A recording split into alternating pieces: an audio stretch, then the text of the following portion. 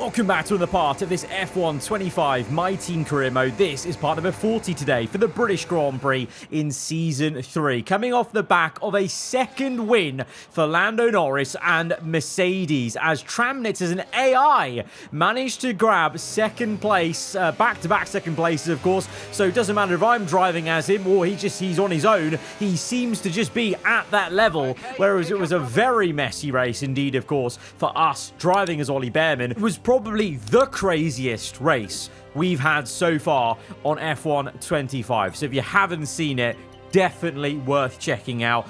Everything that could have happened in that race. Like, I'm literally not kidding.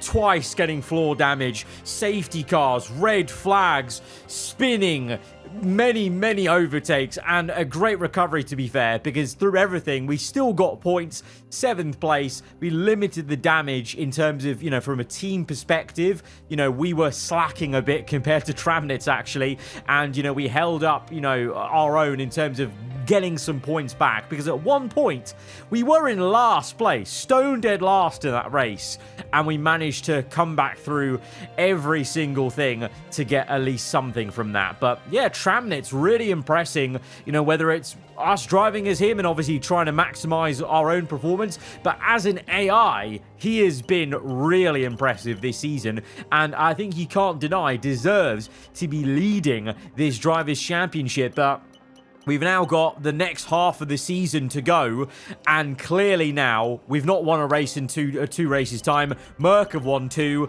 It is definitely now a transition where can we even win a race now for the rest of the season? I actually don't think so. I think it's going to be very difficult, and so it's now a case of limiting the damage, trying to maximize everything, and trying to do what Tramnitz did and get second places where we can, get third places where we can, to just try and keep ahead in both standings, as we do get a livery reward unlock for Duotone in the title sponsor screen.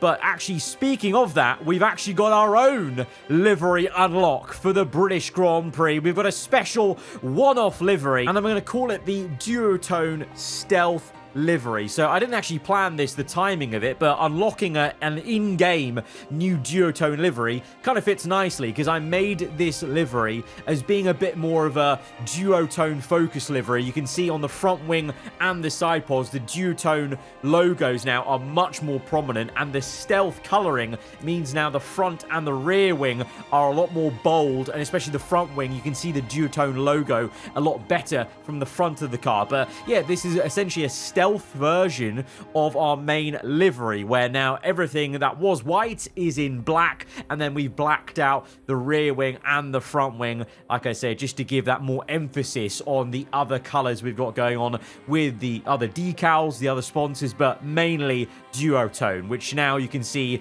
is very visible from the front end and from the side pod. But kind of gives me a little bit of a, now looking back upon it, kind of gives me a bit of a Mercedes 2020 vibe when they rocked up with the black Mercedes car, and in that kind of way, I like it even more. I think we've come out with a really nice, slick looking stealth version of the Aarava Archer Racing livery we've been rocking so far in Season 3. Let me know if you guys are liking it, and also, as I've asked before in the past, also maybe future one-off livery locations or themes we do for certain Grand Prix, maybe a tie into some sort of story with Bearman or Tramnitz. Let me know if there's any cool ideas, and I can kind of dig into it. But for this one, I knew I wanted to do some sort of stealth version of the livery. I think it just works so well when you've got an all-white livery base to do the opposite and invert the colors, basically. Always a bit of a fan favorite, and you guys have enjoyed that in the past when we've done it. But now, looking ahead to the performance comparison chart, well, Red Bull making more progress. Mercedes and McLaren pretty much the same as they were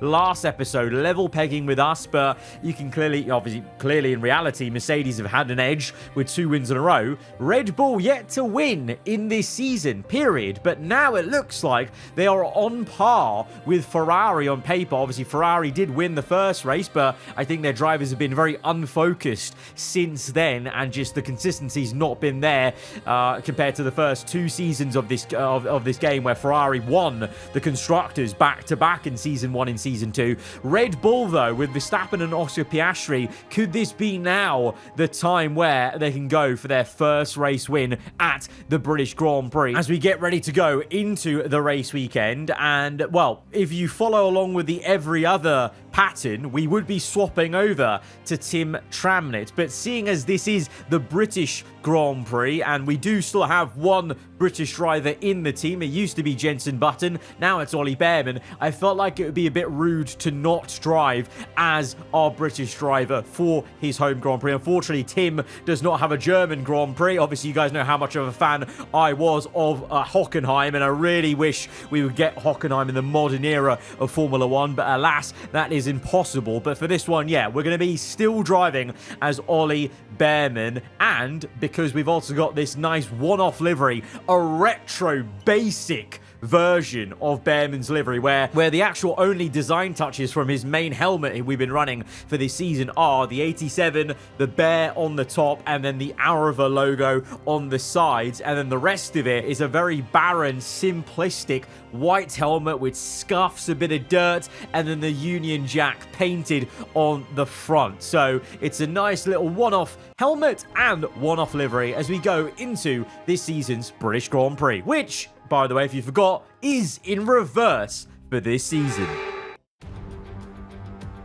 It is one of the most exciting moments of the entire weekend. Driver versus stopwatch trying to deliver for their team in qualifying to set the grid. We had some fun with the reverse versions of Austria and Zandvoort last season. Obviously, Austria, we did the correct way around this time round, and that was absolute chaos. But I'm hoping the reverse British Grand Prix this season could inject some interest around this circuit, because it's a bit of a shame. I don't know if you guys agree with me, but I think on this year's game, Silverstone, the right way round, has not been as interesting as it has been on previous F1 games. I think a big factor is being this is definitely one of the circuits where the AI have that massive advantage out the corners. Like the straight line OP at the end of the straights or out the corners has been ridiculous the right way round. I don't know if that will be the case in reverse, so I'm kind of low-key hoping that might tip the balance back into a kind of more actual competitive nature,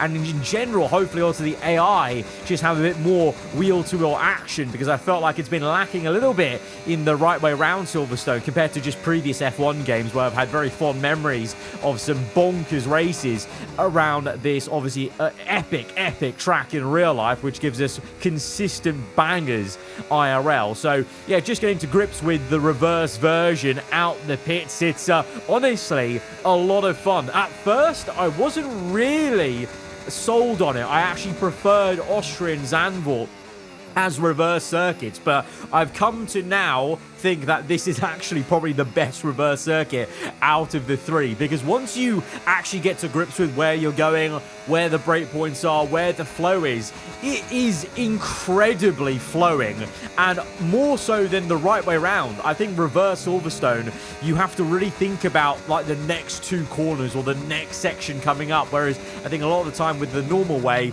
you can just go corner to corner, try and, you know, nail every single one, whereas this one, every corner in reverse flows into the next part that you're thinking about. There's some awkward, tighter, 90-degree corners, or this section where it's all about kind of carrying the speed, and it's not a major break point as it is the other way around. So yeah, really started to love it as we went through qualifying, getting to grips with it. As you can see, I've gained 1.7 seconds. That's how much time I've gained just getting more confidence in the car around this layout, and we get ourselves up into 4th place, thankfully through into Q2, because there was a moment there I was like, don't tell me we're about to be knocked out in Q1 with not only driving as Bearman, one of the home favourites, but also in the one-off livery with the one-off helmet.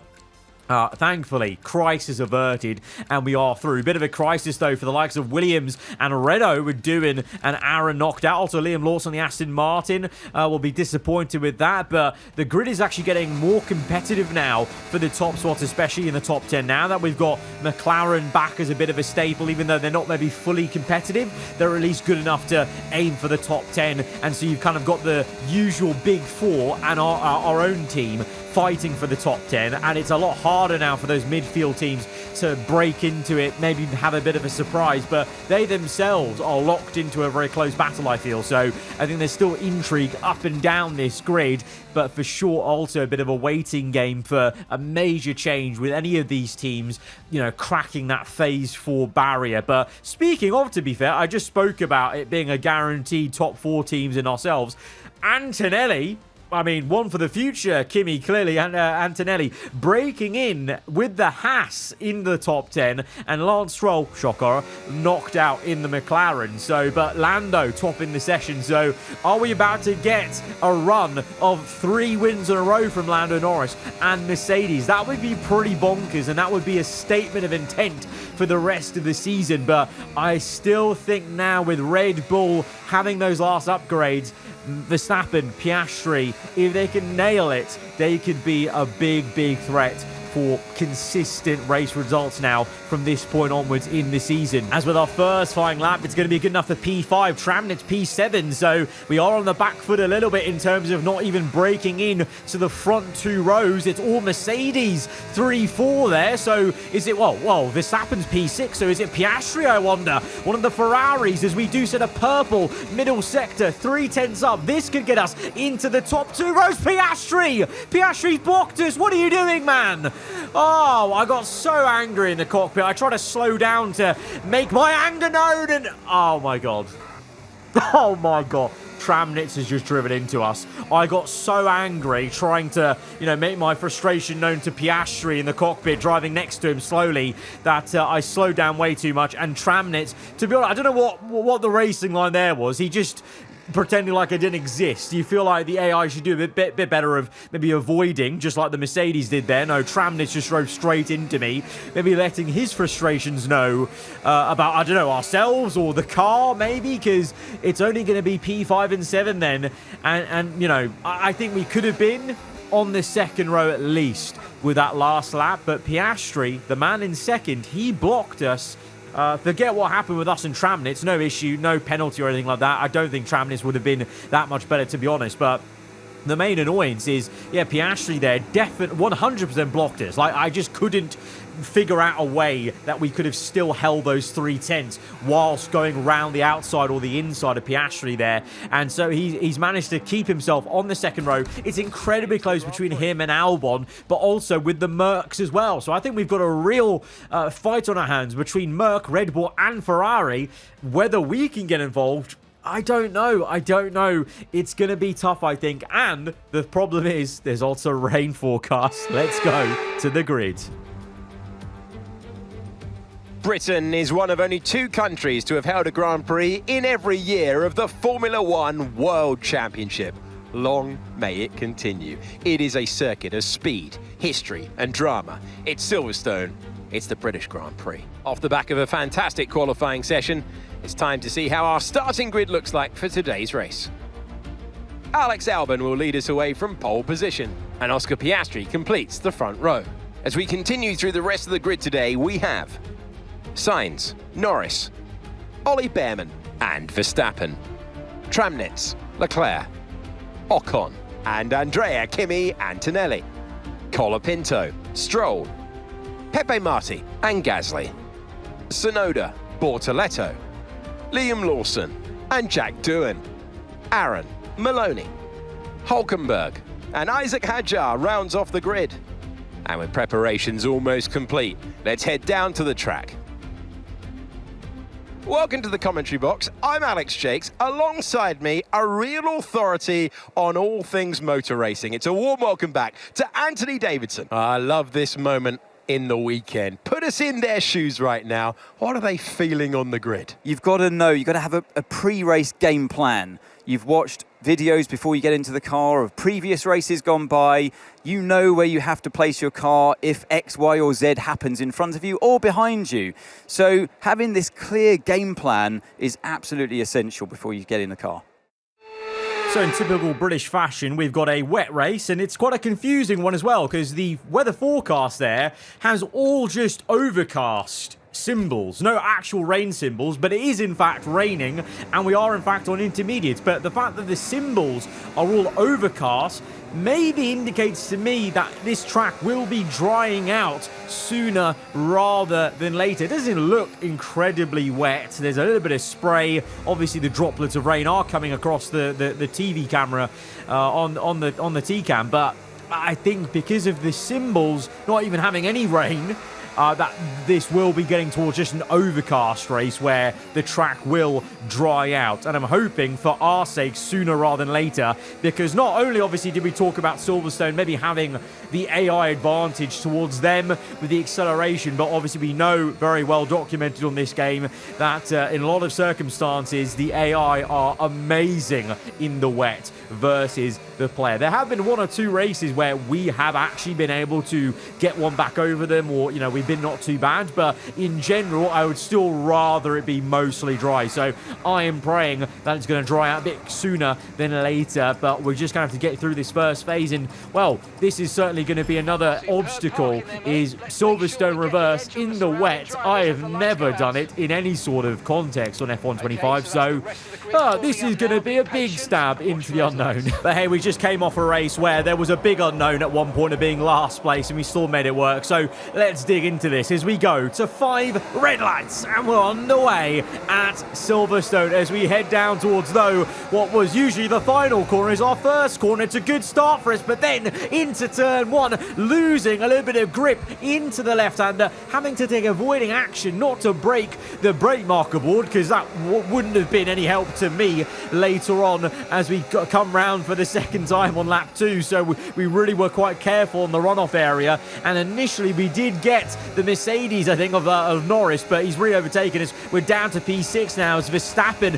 has also got us. We're ahead of Tim Tramnitz, so we're running 6 and 7 as a team. Let's hope that from here we can springboard a little bit higher as maybe the track gets drier, but it's still Alexander Albon that leads the way. We didn't talk too much about that. A pole position for Albon and Ferrari after many races of being absent from the very sharp end here, and Albon holding his own so far. Piastri, though, very close in tow. Clearly the Red Bull Ford, those upgrades working well, especially for Max Verstappen down the inside of Kops. The other way around. What an overtake for Verstappen. Sir Norris now going for the move on his own teammate as Carlos Sainz is flustered. We're gaining a lot, and into Luffield down the inside. We're going to try and force Lando's hand. We're on the correct side of the track to then set up the next corner, and the Mercedes goes quite wide as we get the elbows out and try to give Tramnitz a good run on Norris as well, as we're up into P5 then. But that all started from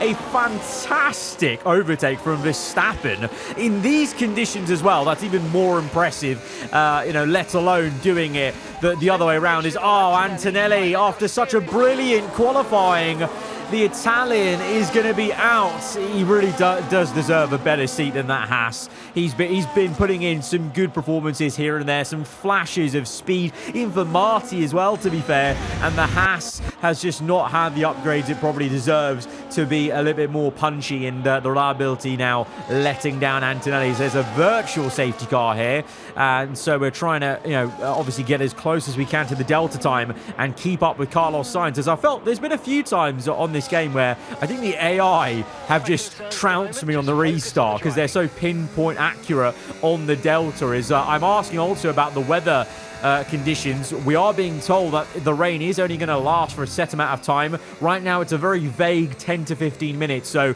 it's not really an accurate forecast right now. As we go on through the laps, hopefully we'll get a better idea of when Mark thinks the rain will end. His virtual safety car does end, and I felt like I did pinpoint that as close as I could to the Delta time, and yet I still feel like we lost a bit of time. Not to Sainz, but to Norris, because Norris was definitely not that close to me as the virtual safety car got underway. Sainz locks up a little bit and opens up the door momentarily. That corner is even more awkward this way around at Village. It's even tighter really coming the other way, which I didn't think could be even possible.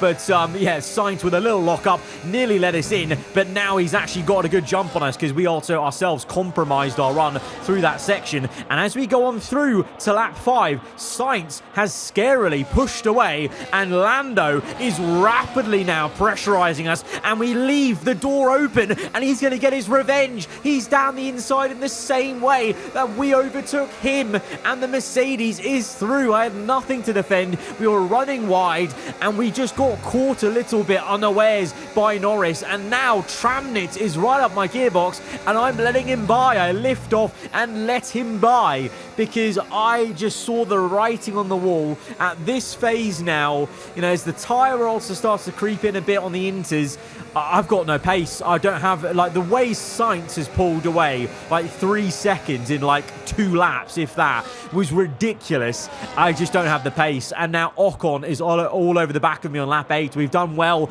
to keep him at bay for 3 laps, but now the Ferrari goes from the right to the left, and again, just like Norris, completely catches me, just napping in a way where I just can't carry as much speed through the corners as these guys in the wet, and they're just doing me on the inside as if they're a player. Like that dive bomb from Ocon was exactly what you would do as a player on the AI, I feel, if you had the confidence there. And now Leclerc is maybe sniffing around, so we're down to 8th place. It could be 9th very soon, so it was the right call to let Tramnitz through. He's the championship leader, and I've got to admit, right now, Tramnitz's AI is better than me driving, because he has just got that pace to at least be in P6. And now Leclerc is down the inside at their left-hander just before we get to the run to Beckett and Maggott as we close up back up. The tyre wear is clearly a factor. Leclerc, though, a bit slow. I'm going to catch him unawares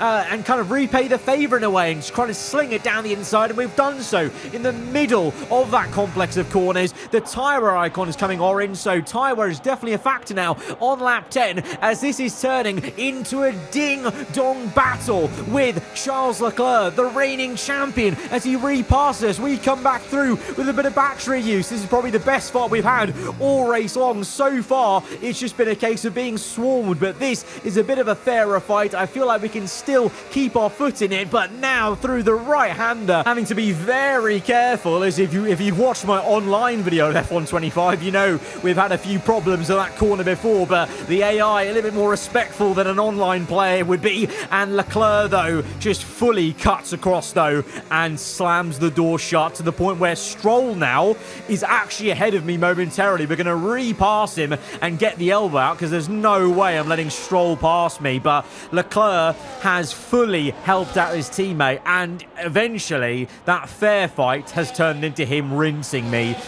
It's a bit painful, I can't lie. We've gone from, you know what, winning 5 races in a row as a team, as a unit, to now Tramnitz is doing his best, but it's only enough for P6, and I am floundering in P9 now. P11, lap 11. I need the dry period to come, and I think it's time that we think about a big gamble, because as we go on through these laps, I get the sense that these guys might pit for another set of intermediates, because that's what Mark's telling me, that it's maybe time to consider a pit stop soon. But at the same time, I'm also, you know, asking him about the weather, and he keeps saying the rain is going to stop in 10 minutes time. So at this point, remember the Las Vegas Grand Prix in season 2, where we went long, we didn't pit for another set of inters, and that's how we won that race. So is it time for Operation Vegas here in reverse Silverstone again to try and finesse the AI, as Piastri now struggling for ultimate pace as the tyre wear kicks in, and Verstappen committing to the outside, turns to the inside for the next left-hander through Beckett into Maggott, and Verstappen is going to get up into 2nd place. So that's 2 brilliant overtakes from Max Verstappen today in tricky conditions, and the Red Bulls are running 2-3. Clearly those upgrades are working well, but Albon is still leading. He's been doing amazingly to just be in the lead still, as Tramnitz, oh, he gets overtaken by Ocon. I feel like this, we've been stabbed by the other teams, and they're now just turning the screw. It's just getting worse and worse as a team, as now even Tramnitz now can't keep up, and the other Ferraris past us. P7 and 9 compared to all the wins in the first part of the season, this is grim reading. As on lap 13 now, the pit window is open. Mark is suggesting coming in for Inters. That means the others around us will have to be coming in soon. But I think we've got nothing to lose in a way of like, we're just P9. We're just P9. Let's try it. It worked in Vegas amazingly. Let's just go on and hope that that dry period comes sooner rather than later. It's surely going to be down to about 5 minutes now at this point since the last time we asked Mark. As we now come through onto lap 14, people are in the pits and they are going to go on to another set of intermediate. Verstappen, the fastest lap of the Grand Prix. But look how much drier it looks. P for lap 14, there's hardly any droplets of rain coming across the camera. There's a little bit of spray on the halo. As on the behind me, I think Stroll's just span it or has gone wide. So clearly even the AI is struggling for grip with the tyre wear. But I will continue on because we are going to now take the lead of this Grand Prix. Is this about to be Vegas once again? As big snap of oversteer, as it's really difficult to keep the car going in a straight line in some of these higher speed corners, but it looks so much drier. I think this plan could work, but it may not be in the same way as Vegas, because I don't think we'll be winning it even if this does work, because Albon, Verstappen, Piastri all right behind me, and we're losing the back end once again into turn one. Albon now trying to set up the move. There's a bit of a train forming down to Norris even, as we're now got brick red tyre wear. The pace is non-existent, but we just need to keep going till the dry period. But Albon does us. Verstappen's down the inside. We're wide. We dip a tyre into the gravel. Losing pressure. No, puncher, slow puncher. Mark has warned us, and the puncher's there on the rear right, and we can't even slow it down for Beckett or Maggots. We have to just cut across comically across this entire gravel and lose more positions. The gamble has not paid off there. This is going to be a painful lap now, going to round the entire lap. I mean, Silverstone, even in the dry, is more abrasive than Vegas, so maybe in hindsight, it was always going to be a very wishful and audacious thinking if it would work in the same way as Las Vegas. We wouldn't have even been fighting for the top 5, even if that plan worked. That plan would have simply got us from 10th or 9th to 6th place, because Tramnitz, he's made that pit stop for a second set of inters, and he's now fallen behind Leclerc even. He's running P9 without even gambling anything. So clearly the pace is just not there over the distance of this race in the wet, around this layout, around this track, because Tramnitz is just barely getting a couple of points. So in a way as well, that kind of means, even though, yes, I'm disappointed this gamble's not worked, and it's very painful to admit that we've got it wrong and we've just overplayed our hand, and now we're going on to the mediums and we're in 20th place. What are we losing? We're losing 1 point. We're losing 2 points, which is where Tramnitz is right now.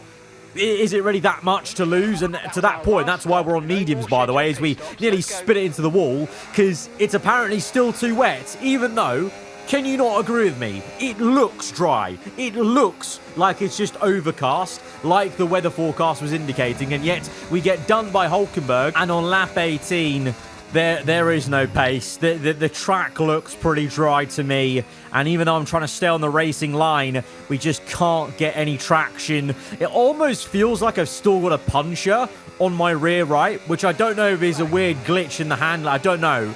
I think that was just the lack of grip, to be honest, on the medium tyre. It wasn't like a weird, funny glitch or anything like that. I think it's just the track's too wet still, even though it looks dry, which is still a problem. That's been the case for the last 2 F1 games, annoyingly, but it wouldn't have mattered because I was already stone dead last. We weren't fighting for anything. The car doesn't have enough pace around here in these tricky conditions, and I'm now being lapped. I've been lapped by both Red Bulls, Lando Norris, Albon. I've been lapped by Ocon and Sainz. I've just not shown you it. And on lap 21, finally lap 21, this is where the track is dry enough apparently, even though it looks the exact same as lap 18, I want to add. Now I'm the quickest car on track. Now I'm on the right tyre. Finally. So it only took, what, like maybe 10 laps since lap 12 when we start considering this, the bold call and gamble. Only 10 laps later is it actually time for the dry tyres. So yeah, in hindsight, reviewing it, I was so delusional to think that I could make that work, but you can say everything in hindsight. In the cockpit, I was losing hope at the lack of pace on the inters, so I wanted to try something different. You got to try something different sometimes when you don't have the car advantage or the car pace sometimes, and it's worked for us in the past, and sometimes it hasn't. We're having some fun now, repassing some lapped cars, unlapping ourselves basically in the race. DRS is now enabled, so it's definitely time for the dries now. That's typically when you know, but the AI are going to be stubborn and just take this to the end on inters. But we go down the inside of Oscar Piastri, who was trying to overtake Norris, so we're actually actively affecting the top results maybe as well, unlapping ourselves. And we're so much quicker than these guys that we're allowed to do this. We're allowed to unlap ourselves because we're so much quicker that we're out driving anytime I get blue flags. But yeah, maybe Piastri now won't be able to get Lando Norris because he was a lot closer than he was before I made that overtake. And meanwhile, in Tim Tramnitz's world, he's only P9. And you got to think how much slower I was than Tim in the first stint. So we might not even been running the points anyway if we were on inters. So have we really lost anything in this race? As it's 3 wide nearly, as Tramnitz tries to go around the outside of Leclerc, and instead Leclerc is going to go for, I think, the repass or passing Gasly into Beckett's, through Maggots now into P7, and Pierre Gasly running in P8 now. Tramnitz now trying to get P8. The Renault, historically this season has started quick in stints, and then by the end of the stints has faced too much tyre wear. And I think that's what you're seeing as Tramnitz gets round the outside into Village, up into P8 to limit the damage as much as he can as an AI driver, as the championship leader, remember. But that's as good as it gets, P8. And is this our new life? Is this the new outlook of the season? I hope not, because, I think the rain played a big part, and also the track itself with advantage to the AI as Piastri makes a last lap overtake to get up into the podium. So it's going to be a double podium for Red Bull Ford. Ocon narrowly just can't get Carlos Sainz for P5 there. But no, I think we can be more hopeful for future races in the season. I think the rain plus Silverstone and in reverse, it was just going to be a cauldron of pain for us at Aarava Archer Racing today. And I think there's going to be other races coming up where we can maybe be a bit better today. But today, we've just had to take our medicine and accept where we were. It happens in Formula 1. There are races where you can't win them all. Like I said, that's why we've got to remember those days of winning 5 races in a row as a team, because there wasn't any guarantee we'd last. And now we've got some serious work to do in the rest of this season to really knuckle down and make sure that we don't lose this entire thing, as Alexander Albon is going to come through for his 2nd win of the season. It's taken from the first race to now for him to get that 2nd win in Formula 1, and for Ferrari. But surprisingly, Red Bull do not win, and it's Ferrari with another win. But Verstappen and Red Bull showing they've got some serious pace that might be unlocked in future races. Alexander Albon takes the checkered flag. I mean, it looked like they were in a different category at points during the race, led every lap. I mean, what more can we say? Plenty to get stuck into afterwards, but now the podium for our top 3 drivers. And what a moment for Alex Albon, who's taking to the top step. Well, it's really a home Grand Prix to forget for ourselves, for Behrman. And annoyingly, the one-off livery and one-off helmet maybe is a bit of a curse today rather than an aid. That's a little bit awkward from my side. But I still enjoyed debuting the stealth livery. We're still leading both championships. But it was one of those races where you have them, you know, maybe once in a season or once every 2 seasons in career mode where, you know, as a player, sometimes you've got to gamble a little bit. And it just didn't work for us today. And I've just got to hold my hands up and be like, look, it didn't work for us. We have those days, you know. I'm not pin perfect. Not every race is going to be an absolute banger where I've nailed it and I've, you know, finessed it in 300 IQ. Sometimes it is a bit of a 0 IQ play, and that was the case today in hindsight. But we're still leading both championships, and we're actually in a rivalry with Ferrari. You may have just seen there now in games. That's going to be quite juicy. But guys, nonetheless, if you have enjoyed what was still a very chaotic British Grand Prix in reverse, then be sure to hit the like button. Let me know what you thought in the comments below. And if you're around here, then do get subscribed for weekly Formula 1 content. I'll see you guys next time. Goodbye.